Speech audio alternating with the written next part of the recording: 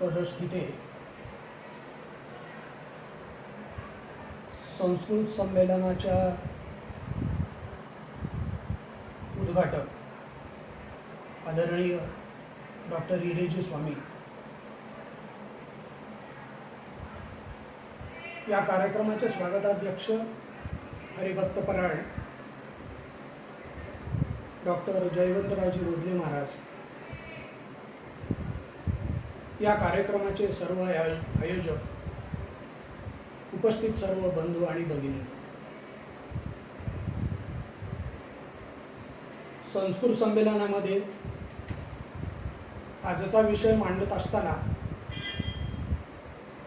एका वेगळ्या विषयावर मी आपणाशी संवाद साधू इच्छितो. लौकिक अर्थाचा एक भाग म्हणून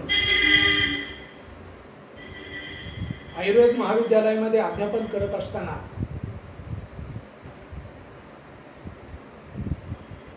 प्रथम वर्षासाठी संस्कृत एक विषय होता. खरं म्हणजे या विषयाची व्याप्ती विद्याभ्यास करत असताना किती सखोल आहे याची जाणीव त्यावेळेला विद्यार्थी म्हणून आपणास होऊ शकत नाही. अभ्यासाचा एक भाग म्हणून, एक विषय म्हणून तितक्याच प्रमाणात त्याचा अभ्यास केला जातो. विद्यार्थ्यांच्याकडून तो विषय पासिंग करता अभ्यासला जातो. तथापि पुढे चालून चिंतनाच्या माध्यमातून जेव्हा संस्कृतची गरज भासायला लागली त्यावेळेला वेगळ्या अर्थाने संस्कृतचा अभ्यास चालू केला आणि बार्शीमध्ये स्थित असलेले कैलासवासी सुधाकरजी देशपांडे सर यांच्या मार्गदर्शनाखाली मी MA संस्कृत परत एकदा अभ्यासलं. उद्देश असा होता की संस्कृतमधलं वाङ्मय आणि आयुर्वेदाचं वाङ्मय याची परिभाषा एकच आहे. प्रांतपरत्वे आयुर्वेदाच्या वाङ्मयातून निर्माण झालेलं प्रांतीय भाषांतर हे पुढे चालून स्वैर भाषांतर वाटायला लागलं आणि या स्वैर भाषांतरामध्ये मूलार्थाला तर छेद जात नाही ना असा एक विषय मनाला सारखा चाटून जात होता. आणि म्हणून आपल्याला निगडून वाचायला यायला पाहिजे, टीका वाचायला यायला पाहिजे, स्वतंत्ररित्या त्याचा अर्थ लावायला यायला पाहिजे, या माध्यमातून अभ्यासाला सुरुवात केली.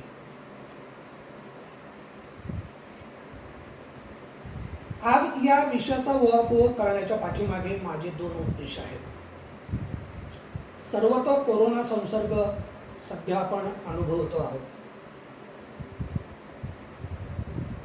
उपचार पद्धतीला मर्यादा आहेत. विविध स्वरूपाच्या उपचार पद्धती त्यांच्या तज्ज्ञांच्या मार्गदर्शनाखाली अत्यंत प्रयत्न करत आहेत. परंतु दूरदर्शनवर आपण ज्या बातम्या पाहतो आहोत, वाचतो आहोत, अत्यंत मन विषण्ण होत आहे.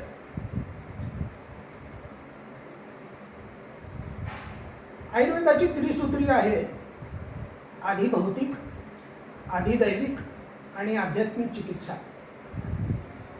आधी भौतिक चिकित्सा तर वेगवेगळ्या माध्यमातून आपण वेगवेगळ्या पॅथींच्या द्वारा विविध तज्ज्ञांच्या माध्यमातून आपण स्वीकारलीच आहे. आधी दैविकम नाम पास्ट, भूतकाल सगळा आधी दैविकामध्ये मोडतो. आधी भौतिकम नाम प्रेझेंट, सद्य परिस्थितीचं जे काही आपल्या समोर आहे ते आधी भौतिकामध्ये गणलं जातं. मग आध्यात्मिक कोणतं? आधी दैविकाचे आणि आधी भौतिकाचे नकारात्मक चटके आध्यात्मिकाच्या माध्यमातून कमी करता येतात का? उत्तर येतंय, निश्चितपणे कमी करतात. म्हणजेच त्रिविध परीक्षेमधलं आध्यात्मिक परीक्षा, आध्यात्मिक चिकित्सा ही उर्वरित लक्षणांची अभिव्यक्ती जी अत्यंत तीव्रतेने सामोरे जाते आदिभौतिकामध्ये, ती नक्कीच कमी करता येते असा माझा ठाम विश्वास आहे. तो कसा, याच्यावर आपण ओहापोह करूया. असं म्हटलं जातं, शुद्ध बीजापोटी फळे रसाळ गोमटी. शुद्ध बीज कोणती? लौकिक अर्थानं जर विचार केला तर प्रापंचिक लोक याचा अर्थ स्त्री बीज आणि पुरुष बीज एकत्रित आली की त्याच्या होणारी प्रजोत्पत्ती ही अर्थातच विशुद्ध स्वरूपाची असावी, हा झाला शास्त्रसंमत सिद्धांत, जो पर्यावरणाच्या माध्यमातून लागू आहे. लौकिक अर्थानं तो आपल्या मनुष्य जीविताच्या माध्यमातून लागू आहे. त्यातून जो निर्माण झाला न्याय, तो पिंडितेची ब्रह्मांडी. जे ब्रह्मांडामध्ये आहे तेच पिंडामध्ये आहे. पण हे प्रकटीकरणाच्या माध्यमातून नेमकं कसं, याचं जर चिंतन केलं तर आपल्या असं लक्षात येईल की सगळ्या प्रकारच्या पॅथी आपल्या आपल्या पद्धतीनं उपचार करत असून सुद्धा आज आपण फक्त श्वास घेण्यासाठी हतबल आहोत. एक इंजेक्शन मिळवायकरता होणारी समाजाची धडपड आणि ते इंजेक्शन मिळालं नाही म्हणून त्याची परिणामकारकता जी समोर येते आहे, ते बघितल्यानंतर माझ्या एक विचार मनात आला की आणखीन कुठल्या कुठल्या उपचार पद्धती याच्यामध्ये विकसित होऊ शकतात.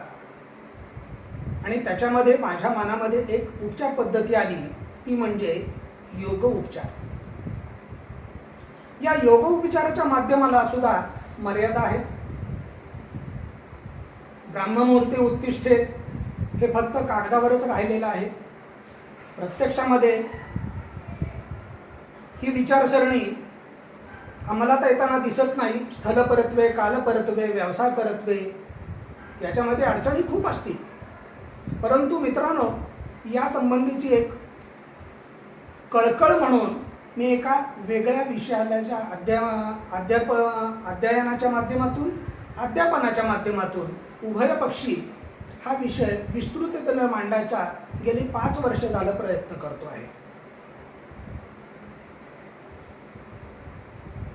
आयुर्वेदाचा अध्ययन करत असताना यत्र आश्रितः कर्मगुणः कारणं समवायी तद्द्रव्यम इति. कर्मगुणाचं समवायी कारण हे द्रव्य आहे. पण द्रव्य हे पांचभौतिकच असलं पाहिजे का? या व्यतिरिक्त असणाऱ्या द्रव्यांचा जी अमूर्त स्वरूपात, जी मूर्त स्वरूपात उभयपक्षी आपल्या समोर येणार आहे, त्या द्रव्यांचा आपण विचार करणार आहोत का? आणि त्याच्यातून मला एक श्लोक आठवला, एतद्देवाक्षरं ब्रह्म एतद्देवाक्षरं परम एतद्देवाक्षरं ज्ञात्वा यो यद्यच्छति तस्य तत्. म्हणजेच अक्षर ब्रह्म हे याच्यावरचं एकमेव उत्तर आहे. आपण उदाहरणाच्या माध्यमातून हे वेगवेगळ्या पद्धतीने पाहूया. आयुर्वेदाचा अध्ययन करत असताना माझ्या संस्कृत शिकवणाऱ्या गुरुजींनी मला या प्रसंगी त्यांची नक्कीच आठवण होते. कैलासवासी पांडुरंग शास्त्री आयाचित, गेल्याच वर्षी ते निवर्तले. त्यांनी माहेश्वरी सूत्र शिकवली. या माहेश्वरी सूत्रामध्ये काय आख्यायिका अशी सांगितली जाते की शंकराने डमरू वाजवला आणि त्यातून माहेश्वरी सूत्रांची निर्मिती झाली. 14 सूत्र आहे. या 14 सूत्रांचं एकत्रीकरण अनुक्रमे स्वर, व्यंजन आणि अनुनासिक. भाषेचं सौष्ठत्व म्हणून, भाषेची लिपी म्हणून इतकंच याच्याकडे बघायचं का? प्रत्येक भाषेला लिपी असते, प्रत्येक भाषेला वर्णोच्चार असतो, प्रत्येक वर्णोच्चाराला वर्णस्थानाने असतात. प्रत्येक वर्णस्थानं ही विशिष्ट पद्धतीने बांधलेली आहे. इथपर्यंतचा अभ्यास झाला. वर्णस्थानामध्ये वर्णोच्चार उच्चारत असताना उपलब्ध होणाऱ्या पेशींच्या हालचाली, अवयवापर्यंत जाणारा उच्चार, अवयवापर्यंत निर्माण होणारा नादब्रह्म या सगळ्यांची संयुक्तिक रचना, त्या त्या वर्णाचं प्रकटीकरण वेगळ्या रीतीनं दाखवत काही असेल का, असा एक विषय समोर आला.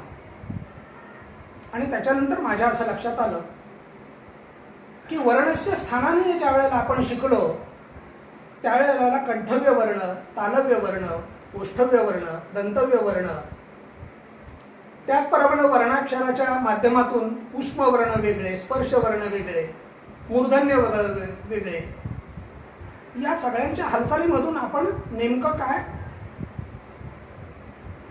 आपल्याला नेमका जाणीवा कोणत्या होतात, त्या कशा पद्धतीनं वापरल्या जातात, याच्या अभ्यासाच्या थोडासा एक विचार वेगळ्या पद्धतीने करता येईल का.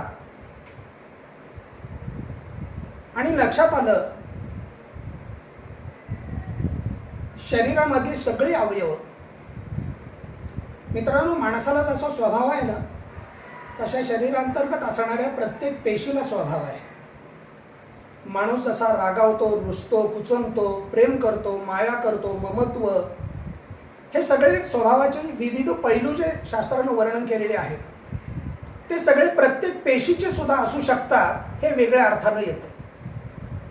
रुग्णालयात रुग्ण आल्यानंतर त्याची भिदरलेली अवस्था, आज परिस्थिती अशी आहे की रुग्णाची अवस्था अत्यंत संभ्रमित झालेली आहे. सारासार विवेक कोसोमील दूर आहे. प्रत्येकाला अस्तित्वाची जाणीव झालेली आहे आणि प्रत्येकाची धडपड ही अस्तित्व टिकवण्यासाठी आहे. असं जर सगळीकडे बघितल्यानंतर अशाच प्रकारचं दृश्य आहे. याच्यावर माझ्या एक गोष्ट लक्षात आली की सगळ्या प्रकारची साधनशुचिता असताना सुद्धा माणसाची ही अवस्था का यावी. 40 वर्षापूर्वीची समाज रचना पहा.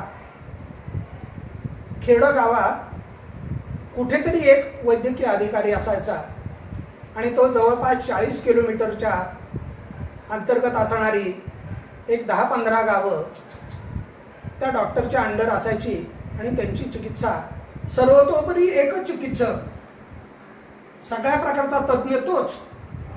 का तर बाकीचे तज्ज्ञ हे तालुका प्लेसला किंवा मोठ्या शहरामध्ये किंवा जिल्ह्याच्या प्लेसला असायचे. लहान मुलांचा डॉक्टर तोच, वयोवृद्धांचा डॉक्टर तोच, तरुण माणसांचा डॉक्टर तोच. आज परिस्थिती वेगळी आहे. आज प्रत्येक अवयवाच्या स्पेशलिस्ट आज आपण स्पेशलिस्ट म्हणून त्यांची सेवा घेतो आहोत. तरी पण इतक्या प्रकारचं संशोधन आहे, इतक्या प्रकारची साधनशुचिता आहे, इतक्या प्रकारची उपलब्धी आहे. तुम्ही एक कॉल केला की डॉक्टर दारात हजर. अशा प्रकारची उपलब्धी असून सुद्धा आपली ही अवस्था असण्याच्या पाठीमागं कारणं कोणती. आणि याचं एकमेव उत्तर असं आहे की सगळ्या प्रकारची अनास्था, सकस आहार, सकस विहार, सकस उच्चार आणि सकस विचार याच्यापासून आपण सर्वजण परावृत्त झालो. याची कारणमीमांसा कोणती. दुरानुमानं विचार करत गेलो त्यावेळेला असं लक्षात आलं की ज्याचा उच्चारच सिद्ध नाही आहे त्याचा विचारसिद्धी कशी व्हावी. जशी विचारसिद्धी नाही आहे त्याच्या आचारसिद्धी कशी व्हावी. ज्याची आचारसिद्धी नाही आहे त्याची उपचारसिद्धी कशी व्हावी. आणि ज्याची उपचारसिद्धी नाही आहे त्याचा संकल्प आणि त्यातून निर्माण होणारं यश किती पायऱ्या आहेत. आता आपण संस्कृत भाषेकडे येऊया. एका कविवर्याने मगाशी एक श्लोक म्हणाला, भाषा सुमुख्या मधुरा देव्या गिर्वाण भारती. सर्व भाषांची जननी ज्याला म्हणतात. काय नाही आहे या भाषेमध्ये. 14 विद्या आहेत, 64 कला आहेत. या कलांचं उदाहरण कोण, कधी, केव्हा, कसं करणार. हे होऊ शकतं का. हे कुणी करायचं, हे कुणासाठी करायचं, अनुत्तरित प्रश्न आहेत. आणि ही सगळी अनुत्तरित प्रश्नाची मालिका याचं एकमेव संघटन म्हणजे आजचं अनारोग्य आहे, असं मला या प्रसंगी म्हणावंसं वाटतं. एका छोट्याशा उदाहरणानं हे आपण पटवून घेऊया. गेली 30 वर्ष पेक्षा जास्त वैद्यकीय व्यवसायामध्ये प्रांतपरत्वे, व्यवसाय परत्वे विविध ठिकाणी भ्रमंती करायला मिळाली. या भ्रमंतीमध्ये जम्मू काश्मीर पासून अगदी तामिळनाडूपर्यंत वेगवेगळ्या सिद्ध वैद्यांच्या समवेत काही चर्चा करायला मिळाल्या, काही अध्यापन, काही अध्ययन, अशा विविध पद्धतीने संस्कारित व्हायचं भाग्य मला लाभलं. आणि त्याच्यानंतर माझ्या असं लक्षात आलं की भारतीय संस्कृतीमध्ये लोप पावत चाललेल्या अनेकविध उपचार पद्धती वेगवेगळ्या प्रांतामध्ये अजूनही अशा आहेत की ज्या समाजापर्यंत पोचलेल्याच नाही आहेत. मग त्या आपल्याला पोचवता येतील का, त्याचा भाग एक आपण म्हणून काम करूया का, म्हणून कामाला सुरुवात केली. आणि जवळपास 10 वर्षापेक्षा जास्त याही क्षणी मी दर वर्षातले 2-3 महिने कुठल्या तरी सिद्ध पुरुषाकडे जाऊन जे मला येत नाहीये आणि जे लोप पावत चाललेली एखादी विद्या ती संपादन करायचा माझा प्रयत्न आहे. जे जे आपणाशी ठेवे ते ते सकलाशी सांगावे, शहाणे करून सोडावे सकळ जन, अशी संत उक्ती आहे. तथापि शहाणे करून सोडावे सकळ जन इतकी माझी मती आहे का नाही, त्याच्यापेक्षा या वाक्याला थोडासा छेद देऊन संतोषून ठेवावे सकळ जन या उक्तीने मी यात उतरलो आणि सुरुवात केली ती अक्षरब्रह्मापासून. संस्कृतमध्ये सगळ्यात महत्त्व आहे ते वाणीच्या उच्चाराला. वाणीचं उच्चारण व्याकरण परत्वे एकदा सिद्ध झालं की वाणीच्या उच्चारणानं काय काय होतं. मधुर वचन योगे विश्व विश्वास पावे, मधुर वचन योगे वैरिते आप्त व्हावे, मधुर वचन योगे दौलती मस्त हत्ती, मधुर वचन योगे लोकी सिद्धांत होती. कुठंतरी एक सुभाषित वाचलं होतं. ही रसमाधुर्यता म्हणजे नेमकं काय, रसमाधुर्यता किती असते, किती पद्धतीची असते. ही माधुर्यता रसपूर्णत्व आणि रसन्यूनत्व या दोनही पद्धतीने आचरत असताना त्याचे लाभ कोणते, लाभ झाला नाही तर त्याचं नुकसानीचं पर्व कोणतं, अशा अनेकविध प्रश्नांची उकल वैद्यकीय व्यवसाय करत असताना मला लाभ झाला त्याचा. आणि माझ्या असं लक्षात आलं की फक्त औषधं काम करत नाही, फक्त आहार काम करत नाही, फक्त विहार काम करत नाही, फक्त आचार काम करत नाही, तर या सगळ्याचं संयुक्त मिलन एका विशिष्ट उद्देशापर्यंत जातंय आणि त्यातून तयार होतंय ते सार. साराची व्याख्या आयुर्वेदानं खूप छान केलेली आहे. विशुद्ध तर सारो बलाहा असं सारानं म्हटलेलं आहे. शुद्धातिशुद्ध. दुधापासून दही बनतं, दह्यापासून तक्र बनतं. आपण लोण्यासारखा भाग वेगळा काढतो आणि लोणी तप्त अवस्थेत घृतामध्ये परिवर्तित होतं. घृतानंतर पुढं काय, दुधापासून झालेला घृतापर्यंतचा प्रवास, याला जर आपण घृताला अमृता समान आयुर्वेदाने उपमा दिलेली आहे. ते जसं त्याचा सार भाग आहे तसा शरीराचा सार भाग कोणता, सप्तसार आहे. या सार भागाची शेवट शेवटी मनस्सारत्वामध्ये येते. आणि आज परिस्थिती अशी आहे की व्यक्तीला या साराचीच गरज आहे असं मला या प्रसंगी म्हणावं वाटतं. सत्वावजी चिकित्सेचा एक भाग म्हणून सद्य परिस्थितीत कोरोनाची चिकित्सा जर आपण केली तर अर्ध यश तिथंच आहे. शब्दसंस्कार महत्वाचा, आश्रयाश्री भाव महत्वाचा, भावोत्कुटता महत्वाची, विश्वासोपचार महत्वाचा, तसा श्वासोपचार अत्यंत महत्वाचा. आणि हा श्वासोपचार नेमका कसा असावा. मित्रांनो, खेदाची बात मला या प्रसंगी सर्वसामान्याला आपण जो श्वास घेतो आहोत 80% लोक चुकीचा श्वास घेत आहेत। माझ्यासारख्या सामान्य माणसानं जगजाहीररित्या असं जर वक्तव्य केलं तर ते म्हणतात, जेवढ्या जेवढ्या काही उपाधी शिक्षणाच्या विविध डिग्र्या त्यांनी मिळवलेल्या आहेत त्या चुकीच्या आहेत का? माझं असं अजिबात म्हणणं नाहीये। आपण घेतो आहोत तो श्वास फक्त उरश्वसन आहे। उरश्वसन हे अर्धश्वसन आहे असं माझं मत आहे। या उरश्वसनाला पूर्ण श्वसनामध्ये परिवर्तित करायचं झालं तर उरापासून उदरश्वसनापर्यंतचा प्रवास आपल्याला करावा लागणार आहे। आणि हे उदरश्वसन कसं करायचं याचं संस्कृतसारखं दुसरं वाङ्मय याच्यामध्ये कोणतंही याचं वर्णन करायला ठरू शकत नाही। संस्कृत वाङ्मयामध्ये पतंजलीची योगसूत्र जर आपण अभ्यासली तर त्याच्यामध्ये आपल्या असं लक्षात येईल श्वास कसा घ्यावा,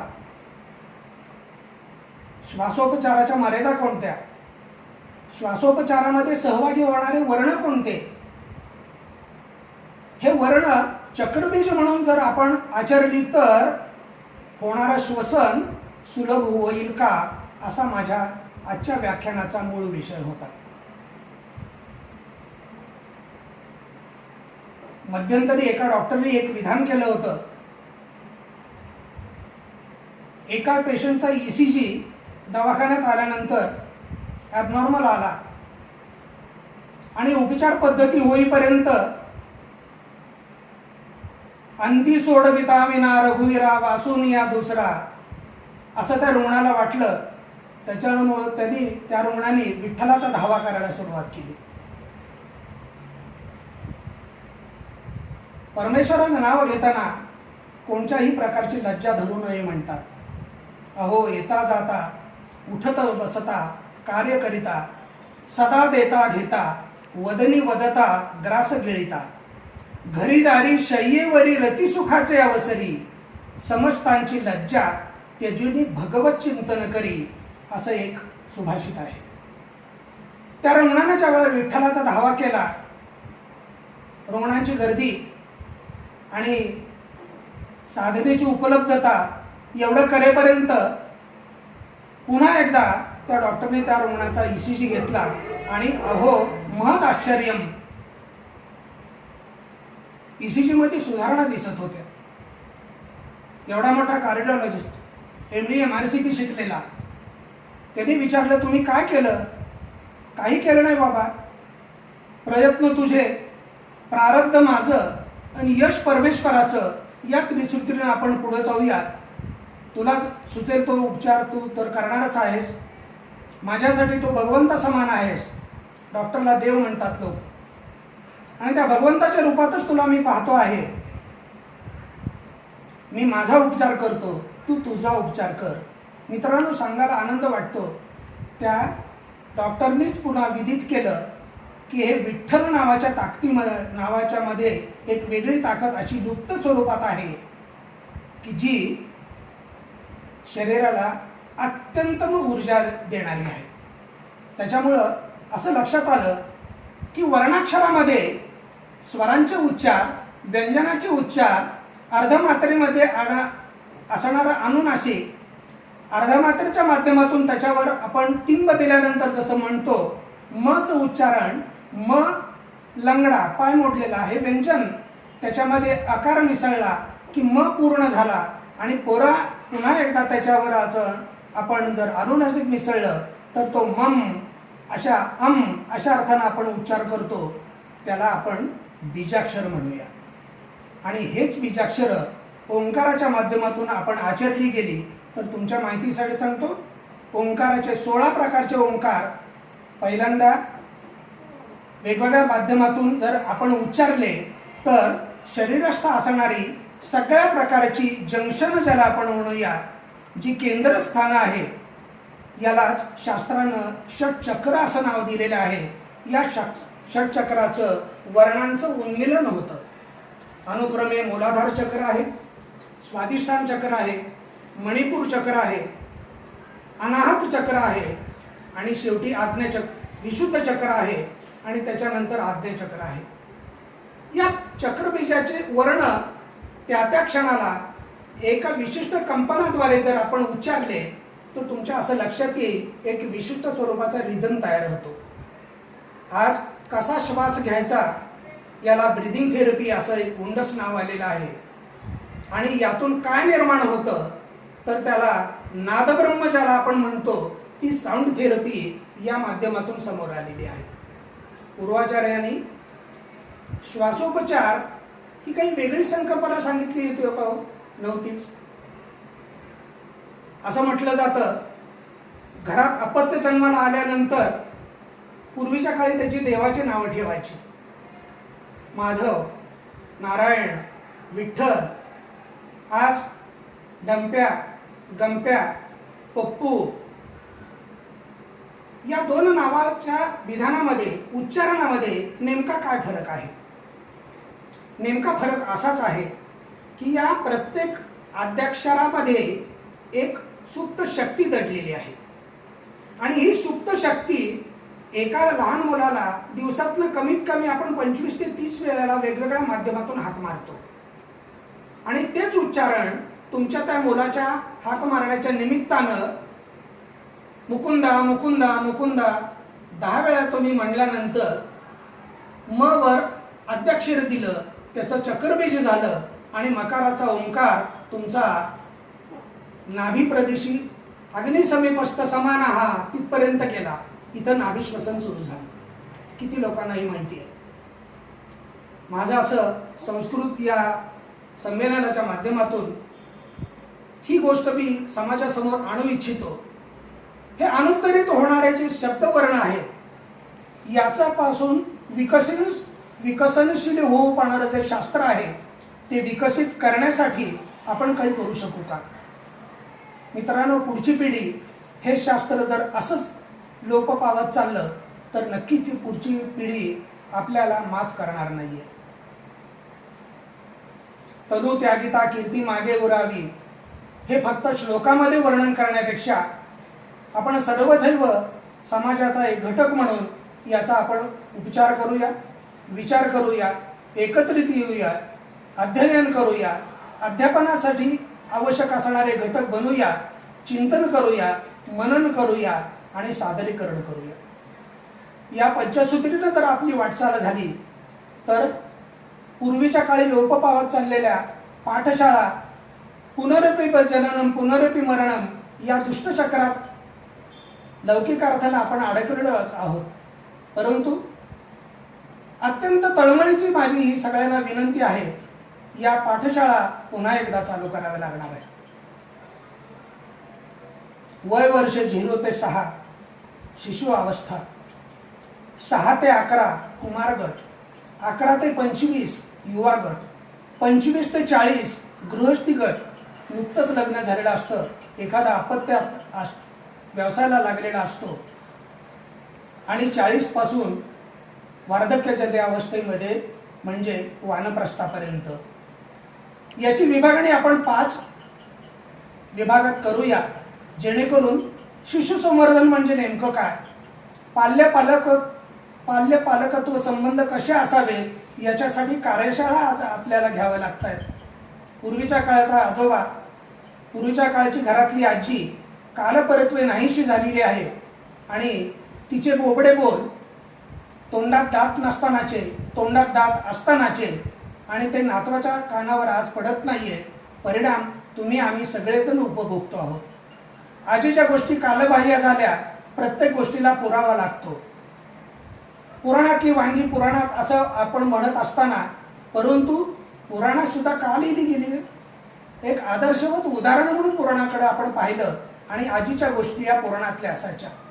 त्याच्यातून निश्चित प्रकारचा एक गर्भित अर्थ शिशु संवर्धनामध्ये कामी यायचा. आज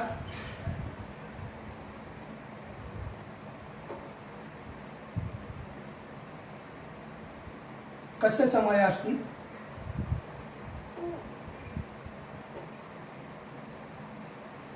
ओके, धन्यवाद.